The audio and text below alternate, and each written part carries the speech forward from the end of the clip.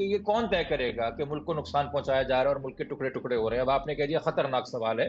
मनसब पे बैठ के हर एक को लगता है कि कौम के फैसले मैंने लिखने हैं, मैं चोजन वन हूं, अल्लाह ताला ने मुझे इस चीज के लिए चुना है। दस्ते शिफा जो है वो यही है, इसी हाथ से हर एक को शिफा मिलेगी तो हर इसी हाथ से हर एक को थप्पड़ मारो। सुप्रीम कोर्ट ने कहा कि जो सिंबल होता है वो जमहूरियत की रूह है, वो इलेक्शन की रूह है। तो इलेक्शन की तो रूह आपने कब्ज कर ली, अब एक मुर्दा लाश पड़ी हुई जिसको ठुड्डे मार रहे हैं सारे जाके। तो किसी भी जज की तरफ से ये तासुर नहीं आना चाहिए कि उसका झुकाव किसी एक सियासी पार्टी या किसी सियासी रविश की तरफ है। काजी साहब जो खुद अपनी रिपोर्टों के अंदर लिखते आए हैं और जो खुद फैसले माजी में देते आए हैं, अगर मैं देखूं कि जिस इंसान ने कोयटा कमीशन इंक्वायरी रिपोर्ट लिखी थी 2016 में, क्या वही इंसान आज इस वक्त सुप्रीम कोर्ट में रिमार्क्स दे रहा है, तो आपको लगता नहीं है कि ये सेम जज है, ये सेम पर्सपेक्टिव है। वेलकम सियासत.pk से मैं हूं उपकार बगौर। इस वक्त मेरे साथ मौजूद हैं कराची से समाजी कारकुन, सियासी कारकुन और human right activist Jabran Nasir. Sir, बहुत शुक्रिया आपके कीमती वक्त का। बहुत शुक्रिया जनाब। जबरान नासिर साहब, मैं एक्सपेक्ट कर रहा था कि जो सियासत आजकल हमारे यहाँ है, एक दूसरे को गालियां देना, एक दूसरे के ऊपर तंज करना और खिंचातानी की सियासत। आप एक सियासी जमात पाकिस्तान तहरीक इंसाफ, उस पर पाबंदी है, उसका जलसा होता है, इंटरनेट बंद कर दिया जाता है, आप उनके लिए अदालत चले गए। हालांकि आप उनके सियासी हरीफ भी हैं, आपके हल्के से उनका उम्मीदवार भी है। तो क्या सर, मामला क्या है? देखिए, बिल्कुल सही बात है। मैं कराची के हल्का PS 110 से माइक के निशान के साथ लड़ रहा हूँ और जो PTI के यहाँ पे उम्मीदवार हैं उनको ढोल का निशान मिला है। मगर यकीनी तौर के ऊपर हम जब सियासी मनसब के ऊपर फाइज होना चाहते हैं, ये ख्वाहिश रखते हैं सियासत में आने की, तो हमने तो बेदारी के फ़राइज़ सर अंजाम देने हैं, शऊर का मैार ऊपर ले जाने के फ़राइज़ सर अंजाम देने हैं और अच्छी रविशें कायम करनी है। माशरे को अखलाकी समाजी कदरों से महरूम थोड़ी करना है, वो तो कदरें लौटानी है हमने। अब मेरे साथ कोई भी पार्टी, सियासी पार्टी बशमूल पाकिस्तान तहरीक इंसाफ जो कुछ माजी में करती आई या करती रही, वो उनका फेल था। मेरा फेल हमेशा ये रहा है कि मैं हर एक के इंसाफ की बात करता हूँ, हक की बात करता हूँ। और अगर आपने वाकई में मनवाना है किसी को कि आप अपने नज़रिए पे खरे खड़े हुए हैं, तो और वो सच्चा नज़रिया है, तो सबसे पहले तो आपने अपने हरीफ के हक की बात करनी है। तो इसीलिए मैं सर, गया, और ना सिर्फ ये कि PTI के साथ नाइंसाफी हो रही है। देखिए, आप भी तो सफर कर रहे हैं, हम भी तो सफर कर रहे हैं। अब सियासत.pk जो आप चला रहे हैं, इससे कई लोगों का जरिया माश भी जुड़ा होगा। पाकिस्तान में आपको पता है फेसबुक और इंस्टाग्राम इस्तेमाल करते कितनी आउटलेट्स अपनी ऑनलाइन ब्रांचेस खोल के बैठी हैं। तो जब इंटरनेट बंद होता है या सोशल मीडिया बंद होता है, तो पाकिस्तान को रोज 1.25 अरब रुपए का नुकसान होता है। उसका अजाला कौन करेगा? तो आप तो और दूसरा जो ग्लोबल इन्वेस्टर पाकिस्तान में, वो कहाँ से आएगा? तो आप तो पूरे मईशत का और जो IT का इंफ्रास्ट्रक्चर उसका मजाक बना देते हैं। तो ये मसला किसी ना किसी ने तो लेके जाना था अदालत। अल्लाह ताला ने हमें मौका दिया तो हम ले गए, और हमें खुशी है कि सिंध हाई कोर्ट ने आज अहकाम जारी कर दिए हैं कि खास तौर पे इलेक्शन तक किसी किस्म की भी बंदिश ना हो और स्मूथ और अनइंटरप्टेड इंटरनेट एक्सेस यकीनी बनाई जाए तमाम वोटरों के लिए, पार्टी के लिए और पूरे मुल्क के लिए।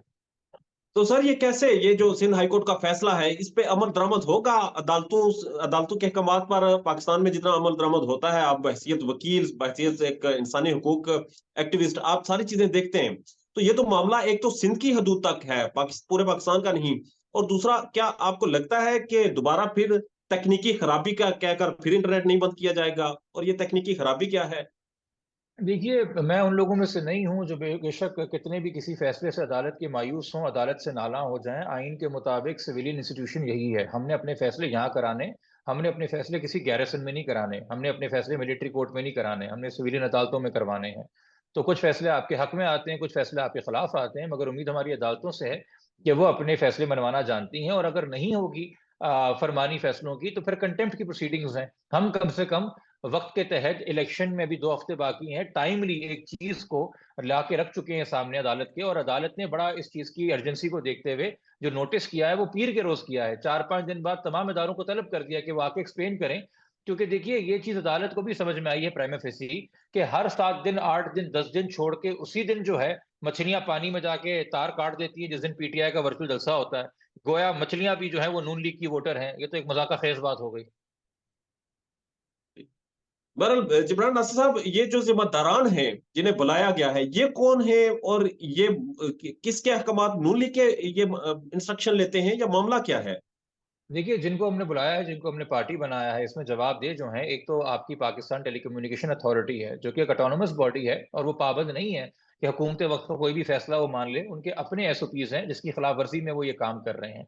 फिर पाकिस्तान की इंफॉर्मेशन टेक्नोलॉजी की मिनिस्ट्री है जिसके पॉलिसी डायरेक्टिव्स हैं 2009 में कि किन सूरत-ए-हाल के अंदर आप इंटरनेट बंद करेंगे, जिसमें दहशतगर्दी हो रही हो, इंटरनल एग्रेशन हो रही हो या पाकिस्तान के डिफेंस और सिक्योरिटी को खदशा हो। यकीनी तौर पे कोई ऐसी सियासी पार्टी जो एसीपी के साथ रजिस्टर्ड है, उसका टेलीथॉन या उसका वर्चुअल जलसा जो है, वो पाकिस्तान के डिफेंस सिक्योरिटी को खतरा तो लाहक नहीं कर सकता। तो फिर उसके अलावा हमारी जो वफाकी वज़ारत दाखिला है, उसके सेक्रेटरी साहब को नोटिस हुआ है, क्योंकि उस वज़ारत के पास ये इख्तियार है कि वो पाकिस्तान की डिफेंस और सिक्योरिटी को देखते हुए अहकामात जारी करे पीटीए को, और पीटीए फिर अपने एसओपीज़ के हवाले से उन अहकामात को देखे और उसके ऊपर अमल दरामद करे ना करे। तो यकीनी तौर पे ये जवाब देना होगा कि पाकिस्तान की सालमियत को कौन-सा खतरा 17 दिसंबर को लाहक हुआ, कौन-सा खतरा 7 जनवरी को लाहक हुआ और फिर कौन-सा खतरा 20 जनवरी को लाहक हुआ। चूँकि ये इतने तवातर से टारगेटेड आप डिस्रप्शंस कर रहे थे, तो 20 जनवरी के बाद बोल पड़े क्या कहते हैं, इंफॉर्मेशन के वज़ीर कि भाई ये तो कोई टेक्निकल ग्लिच था, और साथ में ये भी बोल दिया कि मज़ीद 90 दिन एक्सपेक्ट करते रहिए। यानी कि इलेक्शन से 1 दिन पहले बंद कर दिया जाए इंटरनेट, इलेक्शन के दिन बंद कर दिया जाए इंटरनेट, ताकि अगर कहीं कोई धांधली हो रही है, कहीं कोई पोलिंग स्टेशन पे पोलिंग शुरू नहीं हो रही है, कहीं कोई डब्बे गायब हो रहे हैं, कहीं ठप्पे लगाए जा रहे हैं, तो आप जैसे लोग सोशल मीडिया के ज़रिए अवाम तक सच ना पहुँचा पाएँ। तो ये जो पहले से तैयारी की जा रही है उस दिन अंधेरे में रखने की पाकिस्तान को, उसके खिलाफ हम अदालत गए हैं कि अदालत यकीनी बनाए कि पूरे पाकिस्तान की बत्तियाँ रोशन हो और जो हो हम सबके सामने हो। सर इलेक्शन होंगे, आप इलेक्शन की बात कर रहे हैं, इंटरनेट के को मैनेज किया जा रहा है इलेक्शन के लिए। तो आपको लगता है कि 8 फरवरी को इलेक्शन होंगे? क्योंकि जिस तरह से मुस्लिम लीग नून की कैंपेन ही यही है कि हमारी बात हो चुकी है, हमारे मामलात तय हो चुके हैं, हमें ओपन फील्ड दी जा रही है। तो इस फिज़ा में इंतखाबात लड़ना और आपका सियासत लड़ना और फिर 8 फरवरी को क्या आप देखते हैं? देखिए जी, मैं तो 8 फरवरी को ये देख रहा हूँ कि आखिरकार आईनी मुद्दत पूरे होने के बाद भी, और जो मुझे नहीं पता कि एक सवालिया निशान है जो हमारा इस वक़्त अबूरी सेटअप है, केयरटेकर सेटअप है, आईनी मुद्दत के बाद भी गुज़ारा कर रहा है। मगर साल से ऊपर हो गया जी, पंजाब और खैबर पख्तूनख्वा की अवाम जो है, वो अपने मुंतखब नुमाइंदों से महरूम है। उनको राय शुमारी का हक नहीं दिया जा रहा। 6 महीने से ऊपर हो गए हैं कि सिंध के साथ और बलूचिस्तान के साथ ये हालत है और पूरे पाकिस्तान के वफाकी सतह के ऊपर ये हालत है। मार्च में हमने सेनेट इलेक्ट करनी है। तो जिस लिम्बो में, जिस कोमा में, जिस परवर्जन और मैनिपुलेशन के साथ ये मुल्क चलाया जा रहा है कि मज़ीद यूँ नहीं चल सकता, और हमें अनवार काकड़ साहब जैसे नुमाइंदे या रिप्रेजेंटेटिव नहीं चाहिए, जो कौम के मज़लूम तबके से तल्ख़ लहजे में बात करते हैं, धमकी अमेज़ लहजे के अंदर बात करते हैं। हमें ऐसे नुमाइंदे चाहिए जो कि अकाउंटेबिलिटी हो जिनकी पब्लिक की तरफ, जो अवाम में जाके वोट माँगते हों। वो फिर कल को नून लीग जीते या पीपल्स पार्टी जीते या पीटीआई जीते, वो एक सेकेंडरी बहस है। मैं ज़्यादा इंटरेस्टेड हूँ कि अवाम को उसका हक जो है रायशुमारी का, वो दिया जाए, ताकि किसी एक बड़े कमरे में बैठ के पिंडी या इस्लामाबाद में मुल्क की तकदीर ना लिखी जाए, वोटर जाके अपने हाथ से मुल्क की तकदीर लिख सके। इमरान साहब, एक थोड़ा खतरनाक सवाल है मगर आपसे पूछना चाहूँगा कि आर्मी चीफ साहब का कुछ स्टूडेंट्स के साथ इंटरेक्शन हुआ और वहाँ पर एक तालिब इल्म ने पूछा, आप मुत्तहिद हुकूमतों को मुद्दत मुकम्मल करने क्यों नहीं देते? जिसका जवाब था कि अगर कोई मुल्क के टुकड़े-टुकड़े करने लगे, मुल्क को बेचने लगा हो या फिर उसे 5 साल मुद्दत पूरी करने दी जा सकती है। आपका पॉइंट ऑफ व्यू क्या है साहब इस पर? देखिए, मेरे ख़्याल के अंदर आप जब इस ओहदे के ऊपर फ़ाइज़ होते हैं, तो आपको अपने अल्फ़ाज़ बड़े नाप-तोल के अदा करने चाहिए। बेहतर तो जवाब ये होता कि जी, अगर इशारा खान साहब की हुकूमत की तरफ है, तो वो तो पार्लियामेंट के थ्रू जो इलेक्टेड पार्टीज़ थीं, उन्होंने आइन का इस्तेमाल करते हुए वोट ऑफ नो कॉन्फिडेंस के तहत अपना काम किया। बजाए इसके कि आप ये इस तरह का अंदिया दें कि हाँ जी, इंटरवेंशन हो सकती है या इंटरवेंशन जायज़ है, अगर किसी अरबाब इख्तियार को ये लगे कि जी मुल्क के टुकड़े-टुकड़े हो रहे हैं या मुल्क को नुकसान पहुँचाया जा रहा है। फिर मुझे ये बताइए कि ये कौन तय करेगा कि मुल्क को नुकसान पहुँचाया जा रहा है और मुल्क के टुकड़े-टुकड़े हो रहे हैं? अब आपने कह दिया खतरनाक सवाल है। तो मुझे बताएँ, 2016 में बताया गया कि मुल्क में इसलिए बदहाली है और तरक्की नहीं है क्योंकि सारे पैसे जो हैं वो एवेंट फील्ड में लग गए। ये बताया गया ना, सारे पैसे जो हैं वो हुदैबिया पेपर मिल खा गई। पाकिस्तान का पूरा अरबा रुपए का जीडीपी जो है वो अकेले मियाँ साहब निगल गए, इनका जाना ज़रूरी है। 2024 में बताया जा रहा है कि पाकिस्तान को अगर अपने पैरों पे खड़ा करना है, मईशत का पहिया चलाना है, इस्तेहकाम लाना है, तो मियाँ साहब ज़रूरी हैं। तो मुझे तो समझ में नहीं आई कि 7 साल क्या मज़ाक हुआ कौम के साथ, आप और मैं मिलके अपने सर में मट्टी डाल लें। एक इंसान ने उठ के कहा कि ये मुल्क की मईशत के लिए नुकसानदेह है, ये मुल्क के टुकड़े कर रहा है, तो 2016 में पनामा की जगह तनख्वाह ना मिलने पे फारिग कर दो। फिर 2022 में आप फैसला करते हैं कि खान साहब मुल्क के टुकड़े करने के दर पे हैं और ये खतरा है, तो इनको फारिग कर दो। अब फिर आप कह रहे हैं नहीं जी मियाँ साहब जरूरी हैं, 4 साल बाद हमें बताएगा कि इमरान खान ही तो उदीतावर था जिसके लिए 1000 साल नरगिस रो रही थी। ये तो सिलसिला चलता रहेगा, ये तो कौम ने तय करना है, ये अवाम ने तय करना है, ये कोई फर्द वाहिद नहीं तय कर सकता। सर जब नवाज शरीफ साहब को निकाला गया, पनामा केस था, तब तब के चीफ जस्टिस साहब के ये रिमार्क्स थे कि ये गॉडफादर हैं, ये सिसिलियन माफिया है। आप सुनते हैं कि ये सियासतदान गॉडफादर हैं या फिर इस्टेब्लिशमेंट को ये सिसिलियन माफिया है? मामला क्या है मुल्क में चल रहा? देखिए जी, मियाँ साहब तो आज भी सियासत कर रहे हैं और वक्त के साथ बदलते भाव के साथ मकबूल भी हो जाते हैं, कभी मजबूर भी हो जाते हैं। आपको याद है 2020 में 19 में जब मरियम साहिबा पे पाबंदी थी, उनका नाम टीवी पे नहीं चल सकता था, बड़े बाय इलेक्शन नून लीग जीत रही थी पंजाब के अंदर उनके फेवर में। क्योंकि जो हमने देखा है, सियासी पार्टी एंटी स्टैब्लिशमेंट मोड अपना रखती है, अवाम के जज्बात उनके साथ चले जाते हैं। वो पहले नून लीग थी, अब पीटीआई है, पीपल्स पार्टी के साथ भी ये होता रहा है। तो यकीनी तौर के ऊपर ये उतार चढ़ाव जो है पार्टियों के साथ आते रहते हैं। मगर आप अगर अपना सवाल दोबारा से रिपीट कर सकें, जो आपने बात बीच में रखी थी, मैं एक दूसरा पहलू उसका भूल गया। पाकिस्तान की एस्टेब्लिशमेंट क्या है? जी। नवाज शरीफ साहब हाँ, सिसिलियन माफिया है या ये एस्टेब्लिशमेंट? ये जो जजेस है, ये तो अब इनको आप किन नामों में, किन अल्फाज में याद कर रहे हैं? तो देखिए, सियासतदान तो रहता है, उसकी सियासत भी रहती है। तो ये जब आप किसी को लिख देते हैं सिसिलियन माफिया या गॉड फादर, तो मुझे बता दीजिए ना कि फिर जितने ट्रायल्स के अंदर मियाँ साहब बरी हो गए हैं, तो फिर वो सुप्रीम कोर्ट के उन जजेस के बारे में क्या कह रहा है? ना मैं उस वक्त ये गॉड फादर के लिखने का हामी था, सिसिलियन माफिया के तशबीह देने का हामी था। ना मैं इस चीज का हामी हूं कि जिस तरीके से एक व्यू बनाया जा रहा है पीटीआई के हवाले से कि ये जी कौम के लिए खतरा है, तो इनको हर लिहाज से इलेक्शन से दूर रखा जाए, इनकी शनाख्त, इनका सिंबल इनसे ले लिया जाए। तो ये फैसले बहुत जल्द, ये पुराना जमाना हो गया कि भुट्टो साहब का मर्डर हुआ था कि सजा हुई थी, हमें तय करने में 30 साल लग गए जब तक जवाब दे में नसीम हसन शाह साहब का इंटरव्यू नहीं किया इफ्तिखार साहब ने। अब तो आपको पता है, अगले दिन सोशल मीडिया बता देता है। शऊर एक आ जी। गया है, बेदारी अवाम में आ गई है, आप तमाम लोग बैठ के तबसरा करते हैं, हम तमाम लोग राय कायम कर लेते हैं, रसाई मुमकिन है अवाम तक। तो ये जजेस को भी ख्याल करना चाहिए कि देखिए, इस मनसब पे बैठ के हर एक को लगता है कि कौम के फैसले मैंने लिखने हैं, मैं चोजन वन हूँ, अल्लाह ताला ने मुझे इस चीज के लिए चुना है। दस्ते शिफा जो है वो यही है, इसी हाथ से हर एक को शिफा मिलेगी, तो हर इसी हाथ से हर एक को थप्पड़ मारो। ये सेल्फ एंटाइटलमेंट के साथ मुल्क और जमहूरियत नहीं चलती।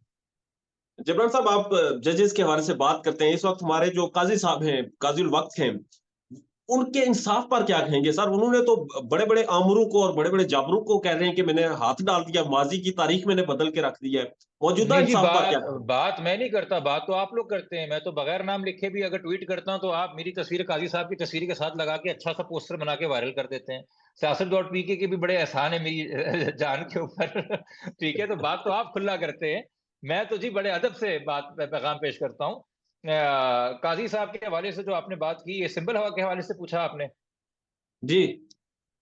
देखिए, ये फैसला जो है, मैं क्या, जो पाकिस्तान के बड़े बड़े दिग्गज हैं, कानूनदान हैं, आईनी माहिर हैं, उनका भी मानना है कि ये फैसला सुप्रीम कोर्ट के अपने माजी की नज़ीरों में, जहां 8 रुकनी बेंच ने और 11 रुकनी बेंच में सन 88 में और 89 के अंदर फैसला किया था कि पॉलिटिकल पार्टीज के फंडामेंटल राइट क्या होते हैं, और आइन का आर्टिकल 17 जो कि एक पार्टी को जो एक इख्तियार देता है पॉलिटिकल पार्टी को बनाने का, वो पॉलिटिकल पार्टी को चलाने का भी इख्तियार देता है। और कोई भी कानून पार्लियामेंट पास कर ले, जैसे कि इलेक्शन एक्ट है, वो हमेशा ओवरराइड हो जाएगा और आइन को तरजीह दी जाएगी, आइन के तशरीह को तरजीह दी जाएगी। और दूसरा ये भी सुप्रीम कोर्ट ने कहा कि जो सिंबल होता है वो जमहूरियत की रूह है, वो इलेक्शन की रूह है।